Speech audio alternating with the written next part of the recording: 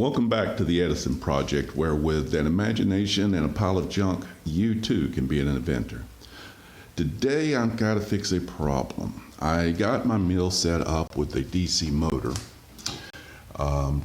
pulled off a treadmill, but in the process of putting this on here, I dropped it, and there was a fan down here that would blow up and keep the motor cool, and I broke that off. So what I have over here is a different treadmill motor, and it didn't have a fan on the bottom. You'll notice in the inside here, in the flywheel, they've cast in a set of vanes. And so the air is in the center, it spins, it gets flung to the outside and pulled out, and the only way for air to come back in is to come up through the bottom here. Okay, so what we're going to do is cut vanes in the flywheel that I have on the mill here. Now, this flywheel, I've already had to turn it down the outside circumference so it could fit in the hole, and I have found that turning cast iron on a lathe sucks. I'd like to also show you how I mounted this. This is electrical hanger stock. You got to get it real cheap at the big box stores if you can't find it, pieces of it laying around, any electrician around.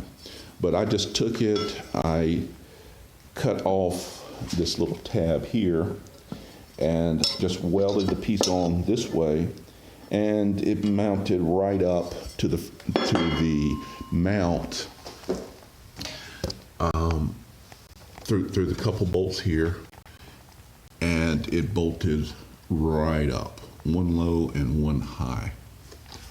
Let's see if we can get a better view of that from this side. Yeah, there we go, one low and one high. So let me pull this motor off of here and get it chucked up in the lathe and see how we're going to make the axial vanes. So we've got the motor off onto the bench, and let's talk a little bit about what we got here. So my solution for adapting the flywheel to the mill was to keep the old pulley but to bore the inside out so that it slipped right over the pulley shaft. I had to turn this down to a matching diameter. I put a dimple in there to match the set screw in the pulley, and that fit on exactly right there. All right, now what we're wanting to do today is to add cooling to the mill. If you see the way this is spinning here, if you've got an air pocket on the inside in some way to trap it so that you spin the air, it's going to try to fly off in the same way that a child who is going too fast on merry-go-round. All right, so my purpose here is I'm going to go in and drill holes, evenly spaced because we need to keep the balance of the flywheel, drill holes all the way around the circumference of the flywheel. Another thing I'm going to do is I don't want the air to come up this way into the interior space that we have here and have the airflow coming up and out here. I want the airflow to come through here and go up and out there. So what I'm going to do is I'm going to turn a small taper onto the inside diameter of the flywheel so that the air will tend to want to fall down the heel this way. Maybe that'll be a little more obvious once I get it done. Let me take this over to the lathe and see what we can do with it. So I've got the flywheel chucked up in the lathe. This is the setup. I've got the compound set at an angle here. There is just enough clearance between the tailstock, which I have a live center in to help center out the flywheel. Keep it pressed into the chuck. I've used my 4-chuck and I've dialed it in to within 5/10, well within. And what I'm going to do is I'm going to put an angle that will only come out as far as this divot here. This divot was put in there is when they balanced the flywheel. Taking off this material is probably going to unbalance the flywheel a little bit, but we're going to go with what we get.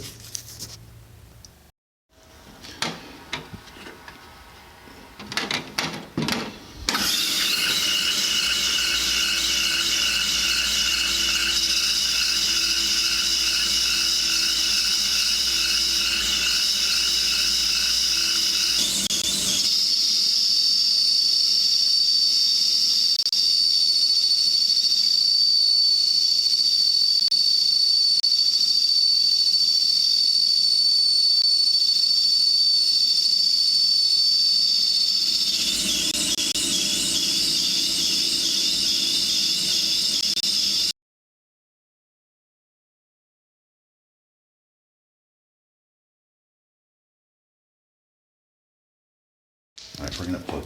All right, this is the setup I've got to drill the holes. I got a chuck from the discount store real cheap, and I made up an adapter to put in here. Let me pull that out and have a look at it. It's just a shaft that the chuck screws into. I smeared some grease on it, and I put it in a boring bar holder. Once it's in here, I'm going to tighten up the boring bar just enough to where I start feeling the drag on it. Nice, keeping it nice and loose. It comes out a little bit, but that's feeling really good right there. Set that aside.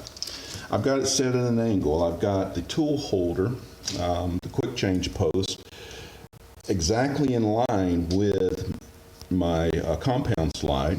And I did this by bringing a block in down here and bumping the block up against the compound slide and sliding my holder tool post over against it and tighten it down there.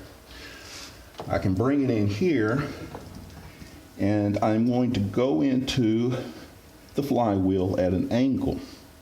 And I want the exact spacing on it, so I'm going to use the indexer that is built into the Atlas lathe here. There's a pin here that slides into holes on the drive gear, and I'm gonna just let it hold there. Then I'm going to use a battery drill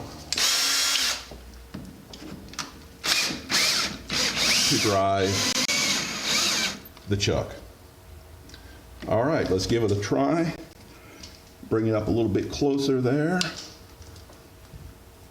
And let's see, I'm fixing to mess up. If I drilled straight through this, it's going to go into my chuck jaw. So let's back this up just a little bit, pull that out, and turn it one. And then I'm guaranteed not to hit it. Now, let's drill through it. I want to bring the carriage up so that the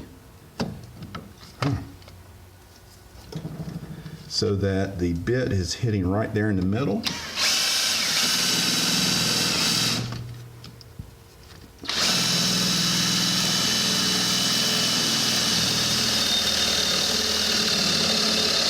I'm driving it in with the cross slide.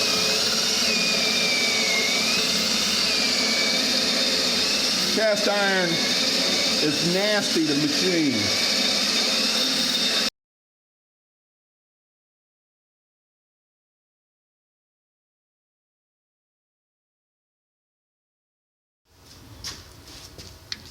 And here's the results. Nice evenly spaced holes coming up out of at an angle.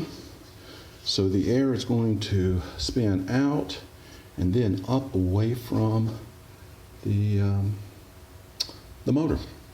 And notice that cutting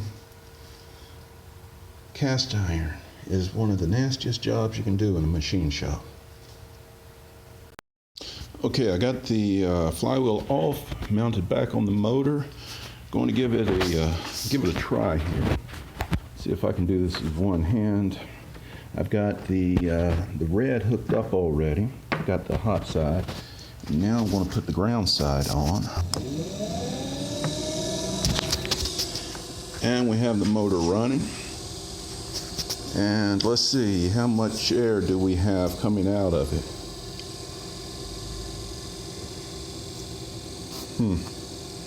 At this speed, you can feel it, but just barely. I don't know if this is such a good idea. I don't know if it was even worth the effort. It is spinning very slowly.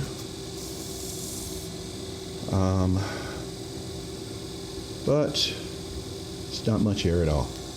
So this is the point where we actually demonstrate the use of the mill. I'm going to make some little pieces of metal out of big pieces of metal. I've got right here, I spun it up and measured the speeds of the spindles and made a little chart. We've got the spindle speeds up the side, and we've got the percentage duty cycle that would read off the instrument across the bottom.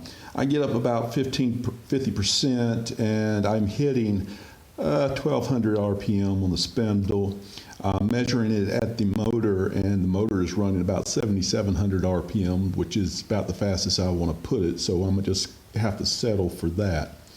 Over here on the mill, I've got it set up, and we're doing an actual project here. We bought some barn doors, and it came with a rail, but the rails must have been European metric measurements because the holes for the bolts to hold it up were 17.5 inches apart. Anybody who knows carpentry knows that in the U.S. the studs are all 16 inches apart. So about 2 of the bolts would hit the studs and the rest were just sheetrock. So I measured it out, and if I drilled holes every 2.5 inches, then I would hit most of the studs. So we've got it cranked up here. I've spun it up to 5 inches. I've set my DRO, and we've got the position for the next cut. I'm going to swap out for a small starter drill bit. I've hand sharpened this up to nice and tight, and we're going to give it a squirt of cutting fluid there. And we hit the button, and we got a nice slow start up.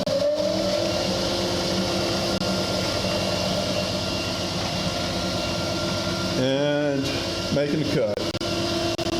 I've got the standoff here in place just to keep the bar from flexing. And I'm releasing it there to let the chips fly away, because if I don't, the chips will fly around and damage the paint there. Hit that, and it takes just a second for it to spin down. That's the slow start feature. If any of you guys know how to get rid of that, just drop me a comment down below. And I've heard that you just have to cut one resistor, but I have no idea which resistor it is. Swapping out to my big drill bit, my finished size drill bit. Get it nice and tight. And let's drop that hole. Again, nice slow start up.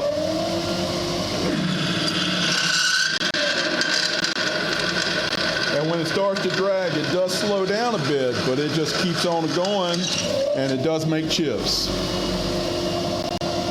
The other feature I want to check out is when I was spinning it there on the bench, the motor was going kind of slow, but I've noticed that with it spinning at a higher spin, I got quite a bit more airflow there. It's still not a lot of airflow. It's not going to blow your hair in the summer, but it's some airflow, so it'll help keep the motor. It's not like you have many anyway. Okay, I needed that in the video. All right, maybe that'll go viral. And that's it. That is the Wrong Foot Mill with a permanent magnet motor off of a treadmill, 2 horsepower motor, and we're making chips. Thank you. You're welcome.